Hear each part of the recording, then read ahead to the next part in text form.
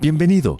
Es un gusto para nosotros compartir con vos las enseñanzas y prédicas de nuestras celebraciones generales en Viña del Este. Buenos días. Ustedes no saben el gozo que siento al estar acá. Agradezco a Mónica la invitación. Me pusiste a estudiar un pasaje súper interesante. Y lo que escribí, un mes escribiendo. Entonces, mi esposa, que es la correctora, dijo, está muy largo. Hay que aportar. Entonces empecé a aportar. Y al final yo dije, lo que escribí es como para escribir un artículo y publicarlo. Yo nunca publico, entonces decidí hacerlo más cortito, porque lo que había escrito era como para una vigilia. Pero nosotros los de la vieja guardia somos así, muy expansivos. Nos enseñaron así. Gracias, Señor, por darme la oportunidad de estar en Viña, la iglesia que amo. Me han invitado muchas veces a ir a nuestras iglesias y yo digo, no, prefiero quedarme en la casa, no voy a ningún lado. No estoy enojado con Dios, estoy súper amistoso primero, pero no me sentiría bien en otro lado. Pero gracias por estar acá.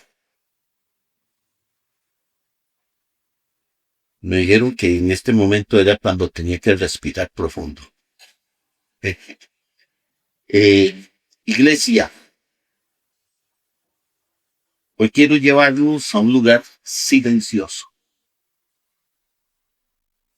Es un lugar oscuro, es un lugar sagrado, es un lugar decisivo. Porque toda victoria visible tiene una historia invisible. Y yo quiero que lo repitamos. Toda victoria visible tiene una historia invisible. Las grandes decisiones, esas que cambian la historia, casi siempre nacen en lugares silenciosos. Póngase a pensar esas grandes decisiones que usted ha tomado, ¿dónde las tomó? Lejos de los aplausos, lejos de las multitudes y lejos del ruido. Antes de que algo transforme al mundo, primero ocurre una lucha profunda en el corazón. La cruz fue pública. La decisión de Cristo fue privada. La cruz fue el momento visible de la redención. Ahí todo el mundo vio lo que Cristo hizo. Pero la batalla decisiva ocurrió antes. En un lugar oscuro, en un lugar silencioso, en un lugar lleno de agonía, donde el silencio no fue pasividad, sino discernimiento. Ese lugar es el huerto del Getsemaní. Dietrich Bonhoeffer dijo que la oración cristiana es participación en la oración de Cristo mismo. Eso significa que cuando usted y yo llegamos al Getsemaní, no solo observamos a Jesús, aprendemos a orar con Él.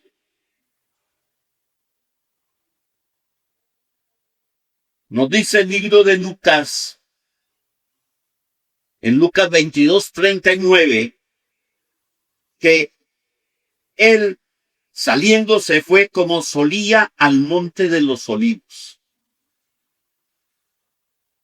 Eso me recuerda lo que Arthur Denyer nos compartió de cómo tener un retiro de silencio a solas con Dios.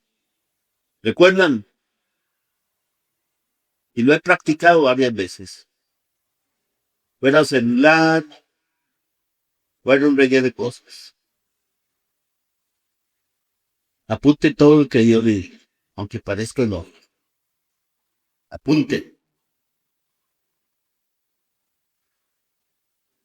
La frase de Lucas 22:39 es pequeña y saliendo se fue como solía, pero es profundamente reveladora, como solía. Eso significa que la oración de Jesús no fue una reacción desesperada ante la crisis, no fue una oración improvisada, no fue pánico religioso como lo que ocurre con nosotros muchas veces. Fue el resultado de una vida entera de comunión con el Padre. Getsemaní no es un momento aislado, es un clímax espiritual de una vida de intimidad con Dios.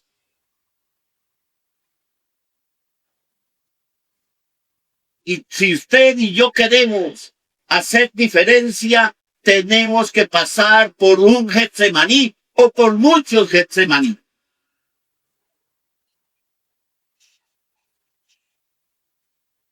Antes de que Jesús se enfrente a la cruz, Él enfrenta una batalla interior. Antes de que los clavos atraviesen sus manos, hay una lucha que atraviesa su alma. Y en medio de esa lucha hay algo sorprendente. Cuando Jesús le dice a los discípulos en Mateo 26:38, velad conmigo.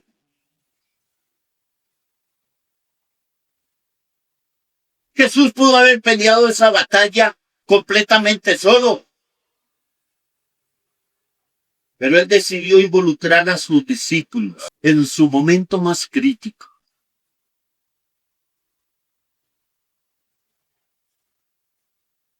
¿Quiere usted hacer una diferencia en este mundo? Entonces debes aprender a pelear en tu Getsemaní. Porque toda persona que Dios usa poderosamente pasa por un jardín antes de llegar a la victoria.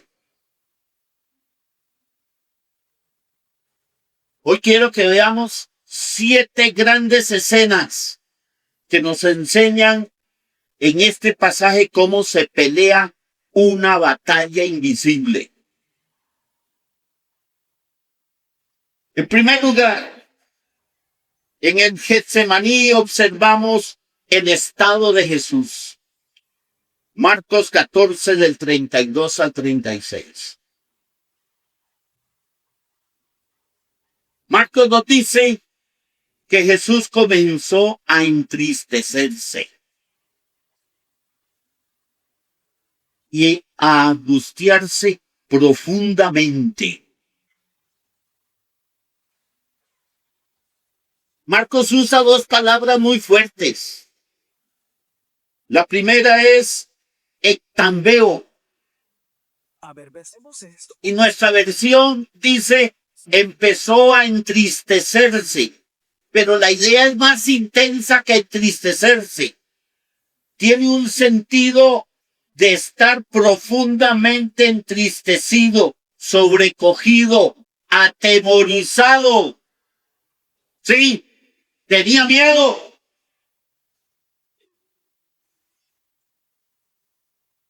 La segunda palabra es edemoneo y habla de angustia mental, angustia espiritual, tan profunda, que una persona puede llegar al borde del quebrantamiento interior. Eso significa que Jesús caminó hasta el Getsemaní, no con frialdad emocional. No caminó diciendo, bueno, voy para el Getsemaní, vamos a ver qué pasa, qué vacilón, qué sabe qué va a suceder. No. Llegó sintiendo peso, mucho agotamiento. Llegó sintiendo presión. Llegó sintiendo angustia. Y no era miedo a la muerte física. Porque Lucas añade en Lucas 22:44 que estando en agonía oraba más intensamente y su sudor era como grandes gotas de sangre.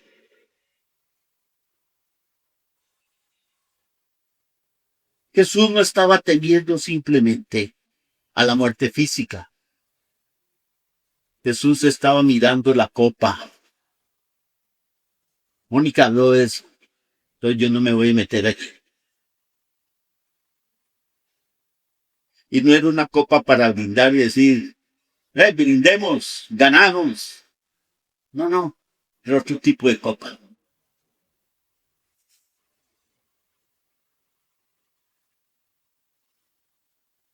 Y si alguna vez usted ha orado con el alma apretada, si alguna vez usted ha sentido ansiedad, si alguna vez ha sentido que el corazón pesa, Jesús sabe exactamente lo que usted siente porque Él lo sintió igual que usted. No tenemos un Salvador distante. Tenemos un sumo sacerdote que puede compadecerse, dice el autor de Hebreos en Hebreos 4:15. Pero en ese jardín, Jesús no entra completamente solo. Punto número 2. Estoy muy bautista, pero mejor voy así, ¿está bien? En el Getsemaní encontramos a Jesús y su círculo más íntimo. Marcos 14:33. Jesús dice, voy a llamar a mi círculo más cercano. Pedro, Jacobo y Juan. Estos tres habían visto la transfiguración y se recuerdan, Pedro, como siempre hablador, Señor, hagamos aquí una tienda y nos quedamos, ¿para qué vamos a bajar la cara? Está muy fea, ya va. El dólar bajando y no sabemos si está bien o está mal, pero no importa, Señor, quedémonos aquí. ¿Se recuerdan? Nada más que cambié un poco, pero es así. Habían visto la resurrección de la hija de Jairo. Cuando el Señor sacó a las que estaban llorando y dice, doñitas, para su casa no se van a ganar nada porque esta muchacha está viva. Habían estado en momentos en que otros no vivieron. Eran sus grandes compas. Y ahora Jesús les va a presentar dos cosas sagradas a ellos. Primero, ellos van a ver la fragilidad humana del Señor como nadie más la vio. Van a ver al Jesús Superman. Y en segundo lugar, van a estar tan cerca de uno de esos momentos más íntimos entre el Padre y el Hijo. Qué lujo, ¿no? Los llaman y dicen, vengan, van a presenciar dos cositas lindas. ¿Saben que esta escena nos recuerda al monte Sinaí? Cuando Dios descendió, Moisés subió con Aarón, con Nadab y con Abiú para que le dieran los 10 mandamientos. Ahora, en otro monte, en otra noche, Pedro, Jacobo y Juan, vete cerca. La agonía del Hijo de Dios. Los están invitando. Y en este relato hay dos emociones que dominan la escena. Agonía y frustración. Primero veamos la agonía. Y ese es el punto 3. Porque en el Getsemaní encontramos agonía cuando el Hijo de Dios tembló. Marcos 14:36 y Lucas 14:44. Marcos 14:36 dice: Abba Padre, todas las cosas son posibles para ti. Aparta de mí esta copa, mas no lo que yo quiero, sino lo que tú.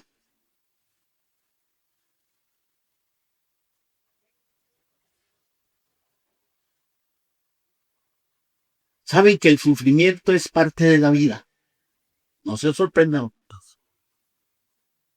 Y casi todos nosotros, cuando sufrimos, oramos pidiendo que el dolor se vaya. Señor, que no haya más dolor. Señor, que no haya más crisis. Señor, que no haya más esto. Siempre estamos pidiendo que las cosas se vayan. Ejemplos. Pablo rogó porque tenía un aguijón. Algunos dicen que era un problema en la vista.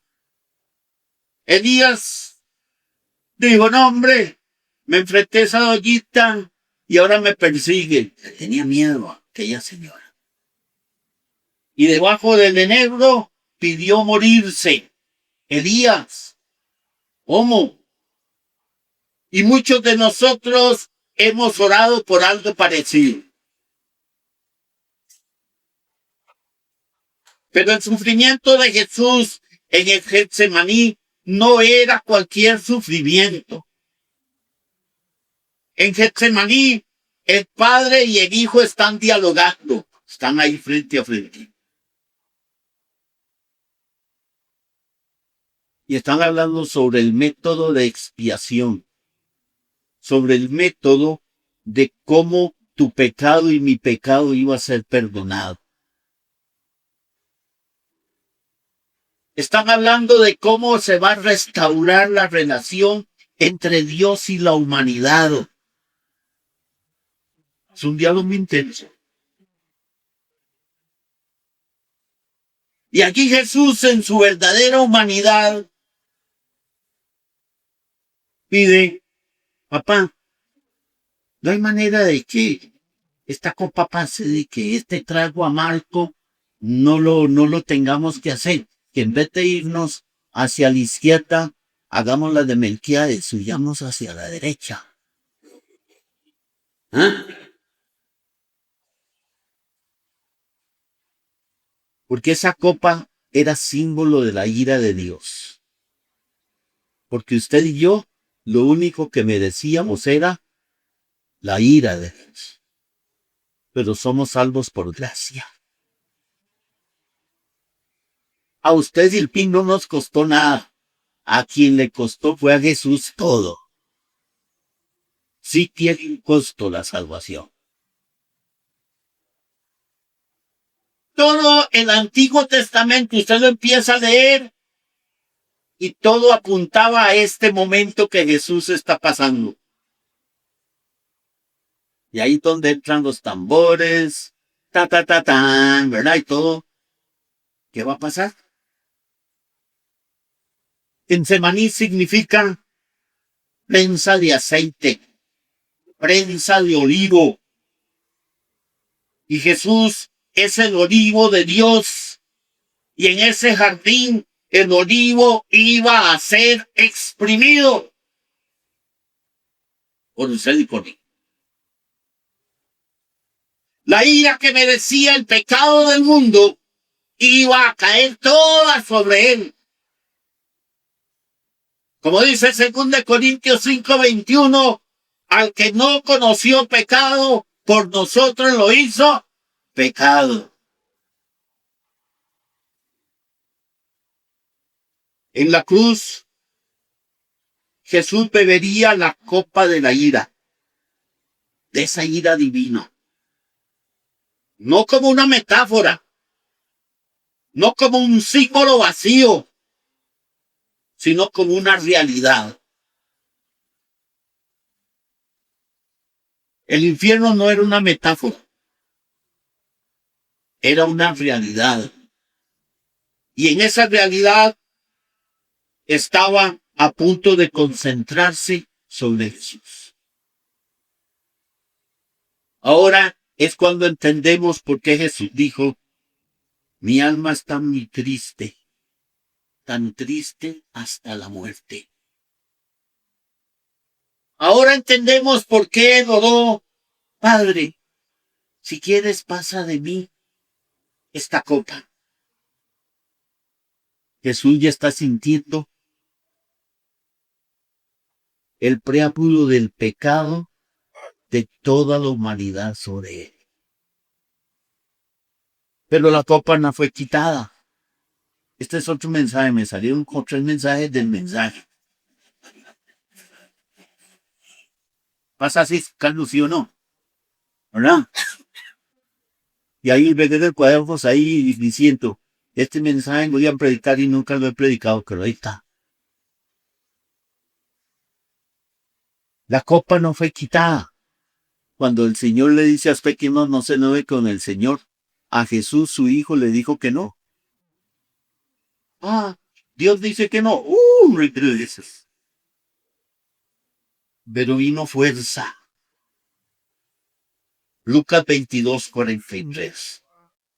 La respuesta del Padre fue esta. No quitó la copa. ¿Cuántas veces Dios le ha dicho hasta que no?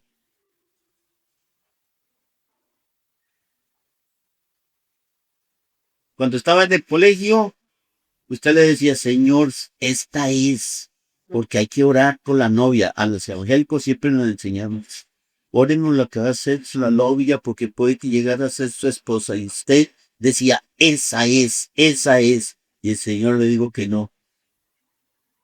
Y ahora usted la ve y dice, gracias a Dios.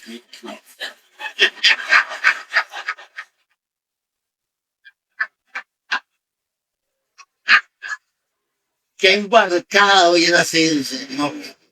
Pues si eres sabio.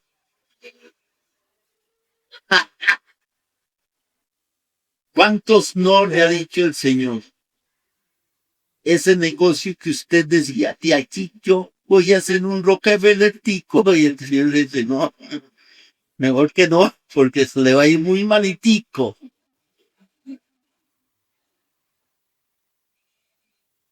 No quitó la copa. Pero dice Lucas que envió un ángel, ¿para qué? Para fortalecer. Y el plan redentor siguió en pie. Le digo que no, pero ahí va el ángel para fortalecer, para darle fuerza. Escúcheme bien, iglesia, escúcheme bien. Dios no siempre quita nuestro Getsemaní. Pero nunca, nunca, nunca abandona al que ora.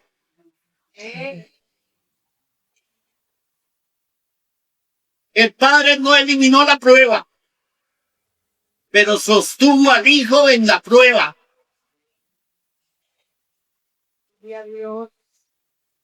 Y después de la rendición es cuando viene el fortalecimiento. Pero primero usted y yo tenemos que rendirnos. Y estar manos arriba con el Señor y decir, aquí estoy, Señor, manos arriba. Haz lo que tengas que hacer. Porque la angustia no niega la fe. Y aquí aprendemos algo profundo. Jesús tembló, pero no retrocedió. La angustia no es ausencia de fe. La angustia puede convertirse en el escenario de la obediencia. En el Getsemaní, vemos obediencia bajo presión. Por eso tenemos un sumo sacerdote que nos comprende en toda nuestra debilidad. Pero la agonía no fue lo último en el jardín del Getsemaní. En Getsemaní hubo una frase que cambió la historia. Punto 4. Porque en el Getsemaní hay rendición. 14:36, Lucas 22:42. La frase dice: Padre, si quieres, pasa de mí esta copa, pero no se haga mi voluntad, sino la tuya. ¿Ha orado usted así? Cuando usted ora así, Él va a hacer su voluntad. Y aténgase. Quítese de medio. Y aquí ocurre la convergencia perfecta de voluntades. Toda una situación histórica teológica. Podríamos hablar que ese es otro mensaje, tercer mensaje. Vean, ya va a salir tu trete de un pasaje, ¿verdad? El concilio de Constantinopla y lo que dijo aquel y lo que dijo Orígenes y Cipriano y aquel otro mengano, y entonces era un pleito. Porque aquí Jesús no dejó de ser Dios, pero aquí Jesús no dejó de ser hombre. Y entonces estaban las dos naturalezas.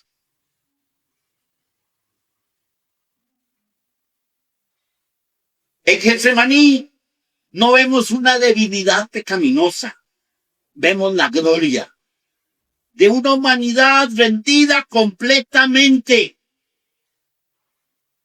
¿A quién? A la voluntad del Padre. Aquí la voluntad humana de Cristo siente el peso real del sufrimiento. Y la voluntad divina abraza el plan redentor. Entonces lo humano siente el sufrimiento, pero lo divino dice: tengo que hacerlo, porque si no a estos te van a ir al carajo. Y va a estar fea la cosa. No hay rebeldía, no hay pecado, no hay resistencia carnal. Lo que hay se llama sumisión perfecta. Jesús no finge fortaleza. Jesús no decreta. Jesús no exige. Jesús no manipula. Jesús no huye. Jesús se rinde.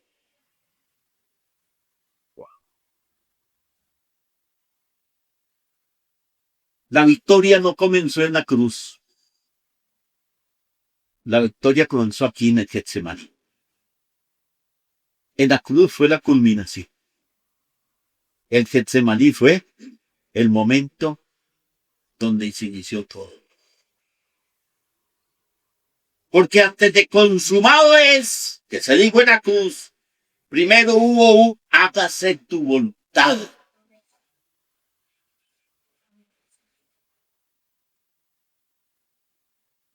Yo me encuentro que muchas personas quieren autoridad sin rendirse al Señor. Muchos quieren resurrección sin Getsemaní. Muchos quieren corona, pero no quieren tomarse la copa. Pero la verdadera victoria del cristiano no nace cuando Dios hace lo que yo quiero o lo que yo pido en oración. Nace cuando yo me someto a lo que Dios quiere. Empiece a pensar cuántas peticiones tiene usted que usted quiere, cuántas cosas queremos. La liga quiere ser campeón y anoche pataleó. ¿Sí o no? Y Pata dice que esa prisa que se olvide. Y entonces uno dice: ¿cómo es esta cosa? Ven. ¿Cuántas cosas quiere usted?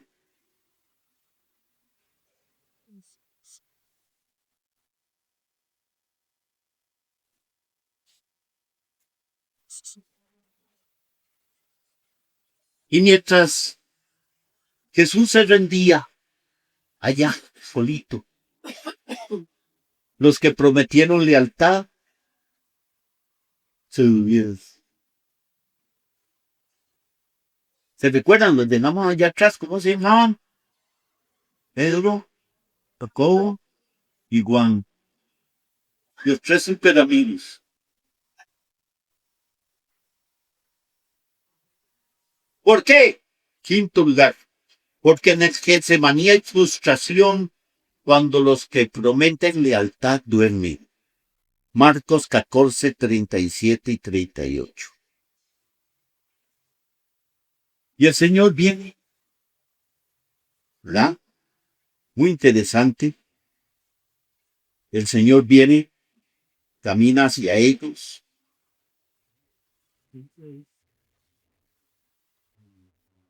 Y le dice, Marcos 14, 37. Simón, duermes. Esta es la única vez en el libro de Marcos que Jesús vuelve a llamarlo por su nombre original.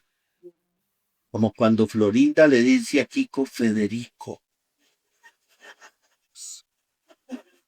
Como cuando su mamá le decía Enrique. Y esto estaba yo recordando. Estaba bien nos da por recordar. ¿Cuántas veces me pegó mi mamá? Ni una.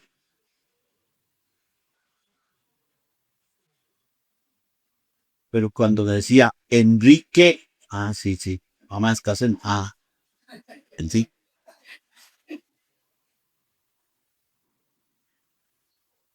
Y es como si dijera, Simón, ¿de verdad está dormido? Tú dijiste que ibas a morir conmigo. Yo te abrí mi corazón. Te dije que mi alma está muy triste hasta la muerte. Y tú te duermes. Eso duele. ¿Y saben qué? Duele profundamente. Porque es el dolor del abandono. Piensa cuando estás en tu momento más crítico, cualquiera, y sentirte completamente solo. ¿Te has sentido así? Muchas veces. Jesús abre su corazón. Eso quiere decir que ya tengo que ir terminando. Que me dijeron que pusiera el reloj para que me recordara. Sí, está bien. Bueno, gracias. Jesús abre su corazón. Jesús muestra su fragilidad. Jesús pide compañía. ¿Y qué recibe? Indiferencia. Por también, dijo Pedro a Coima. Él está muy triste. Varias veces lo hemos visto triste y se vuelve reflejo. Es una patadita que le dio. Así le dicen a uno cuando es que vienes que jodido estoy. Eso se te va a pasar, tranquilo. ¿Ah? ¿Le ha pasado a ustedes? Estoy conversando. Usted que ahora no estoy predicando, estoy conversando. Usted ha estado en alguna noche muy oscura donde usted dice necesito a alguien que me dé algo de luz y no encuentran luz para nada. Y lo peor es que usted descubre que los que juraron lealtad no pudieron velar con usted.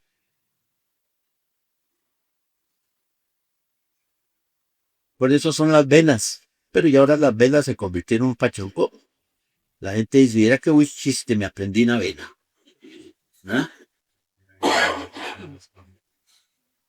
Pablo vivió eso. Fulano y Sutano se fueron y me abandonaron y en el juicio estuve solo, dice Pablo. Y como era tan chichoso, los maldigo.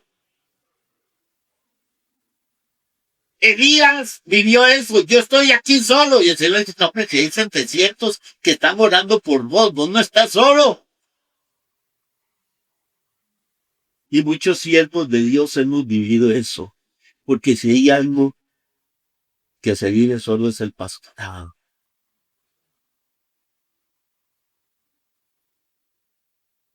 Decía mi profesor, Enrique, cuando entres al pastorado, dile a Dios que te ponga ojos en espalda. O búscate a alguien bien leal que te cubra la espalda. Se siente uno solo, no puede compartir con nadie de cosas.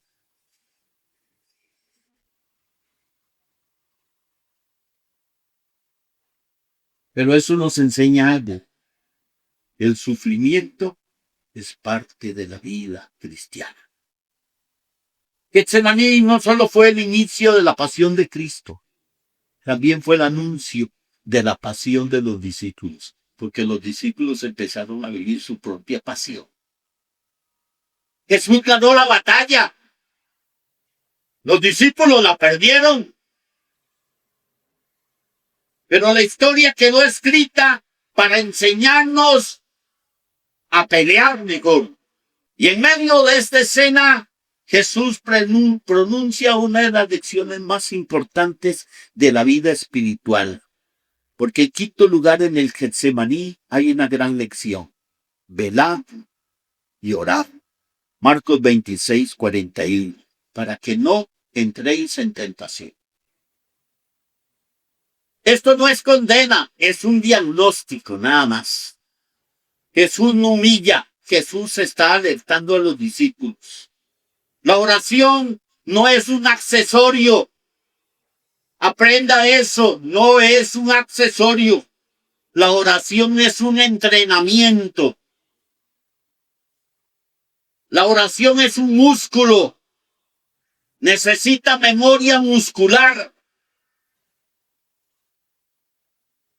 Mientras más horas, más natural se vuelve a acudir a Dios. Mientras más ejercicios haces, ¿qué? Más fácil es.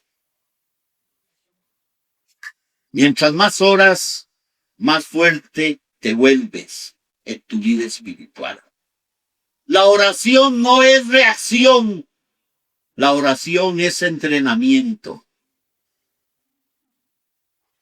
Porque la oración alinea tu voluntad con la voluntad de Dios, dice Mateo 26, 39, 42 y 44. Por eso Jesús oró 3 veces, no para convencer al Padre, porque ya habían llegado a un acuerdo, sino para afirmar su obediencia. La oración verdadera no es yo decreto. La oración verdadera es yo me rindo. Ora como si todo dependiera de Dios. Trabaja como si todo dependiera de ti. Aprendas eso. Por razón decían los abuelos, a Dios orando y con el mazo da. ¿Está clara? La oración no solo cambia cosas. La oración cambia personas. Usted y yo tenemos que hacer oraciones alat. ¿Recuerdan cuando estudiamos el libro Hacedor de Círculos de Mark Patterson? Los que no lo han estudiado, díganle a Mónica que quieren estudiarlo para que cambien su manera de orar. La oración alat es eso. Atrévete a pedir en grande. Lucha en oración. Alinea tu voluntad con la voluntad de Dios y testifica cuando Dios responde. Y entonces vamos a tener los domingos un reguero de gente por aquí diciendo, yo testifico que el Señor hizo tal cosa en mí. Yo testifico que el Señor tal negocio tal. Yo testifico. Mark Batterson escribió ese libro. Y cuando la voluntad está rendida, la tentación pierde autoridad. Pero la oración en Getsemaní no terminó en emoción. La oración en el Getsemaní terminó en movimiento y yo termino con esto. Cuando el Señor dice en el Getsemaní, levantaos, vamos, hay obediencia.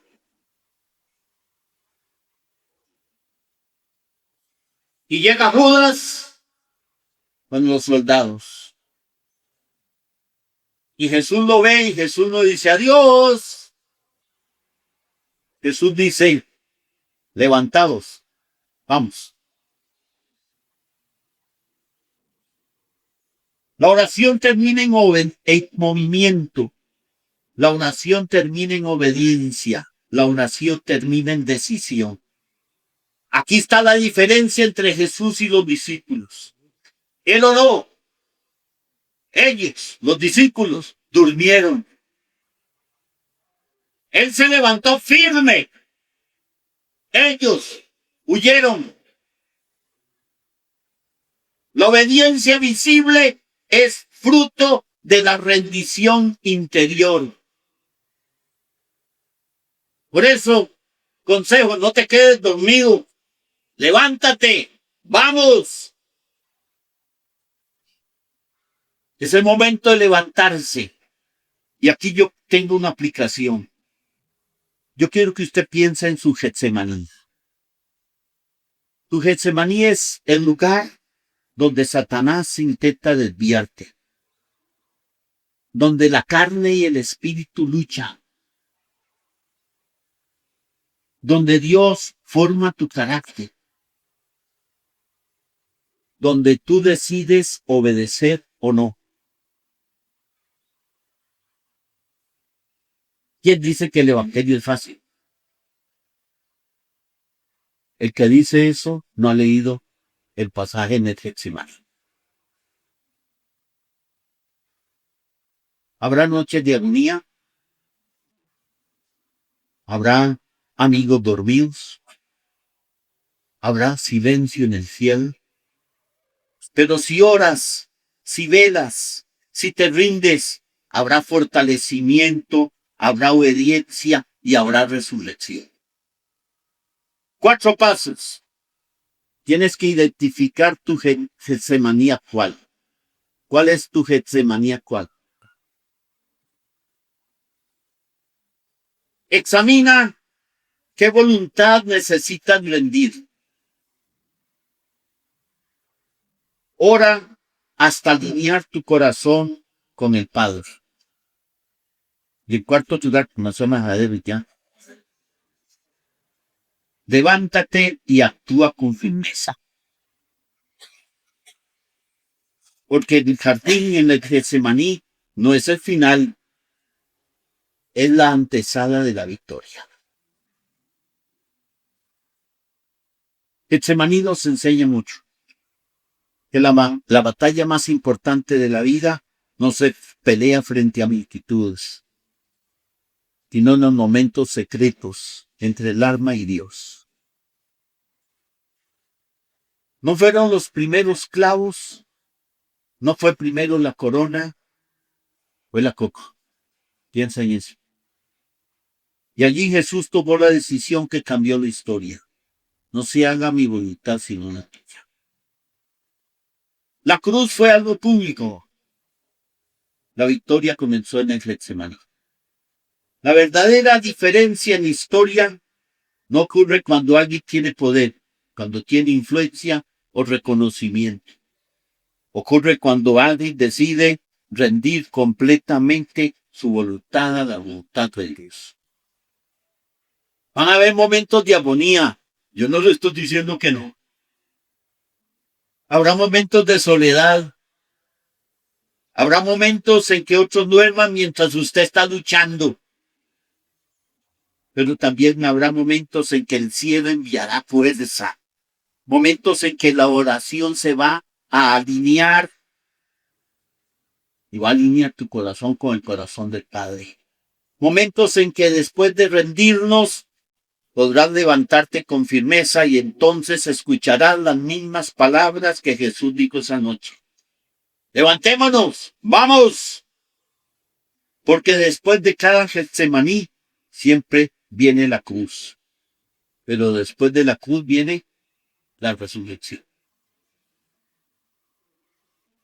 Y toda persona que Dios usa para cambiar en este mundo, primero aprende a pelear y a rendirse en su Getsemaní.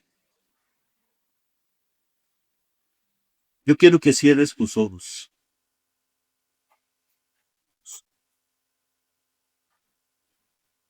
Nadie pasa por un Getsemaní sin sentir presión. Y nadie sale del Getsemaní igual si decide rendirse. Hoy no vengo a pedirte que simplemente seas fuerte. Hoy vengo a invitarte a orar con Jesús. A orar diciendo, Padre, no se haga mi voluntad, sino la tuya. Si estás en la agonía, si tu alma está pesada, si estás atravesando un Getsemaní, es el momento de venir al Señor. Si estás luchando con tentaciones, si estás cayendo una y otra vez, si el Señor lo está diciéndote, velad y orad, es el momento de venir. Si tu batalla es real y es esta, y tú dices, es que yo quiero una cosa, pero Dios quiere otra, entonces hoy es el día de rendirse. La rendición no te reduce, la rendición te libera. Si usted, hermano o hermana, que está aquí, te identificas con cualquiera de estos tres llamados, yo te voy a pedir que te pongas de pie. Si quieres pasar para que oremos por ti, ahí vamos a decir, Señor, me levanto, como tú dijiste, levantados, vados. Es el momento de levantarse y decirle, Señor, aquí estoy. Estoy rindiendo a ti. Tú me estás llamando. Es el momento de decirle, aquí estoy, Señor.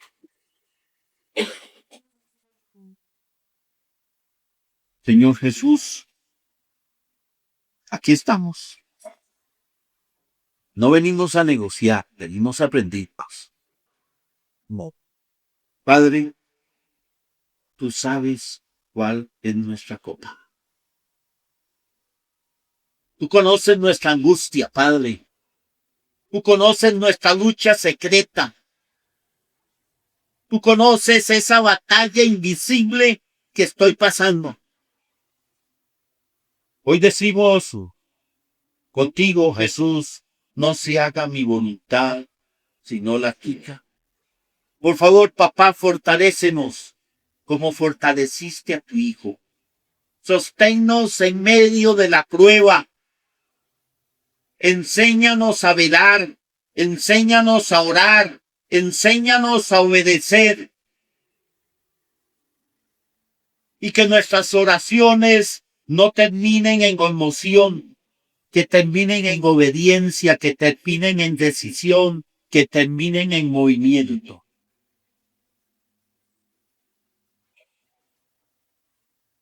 Reconocemos que no siempre vas a quitar tu copa, pero tú nunca nos niegas la gracia. Y sabemos que después del jardín de Getsemaní viene la resurrección. Por eso quiero caminar en obediencia, en rendición, quiero caminar en fe.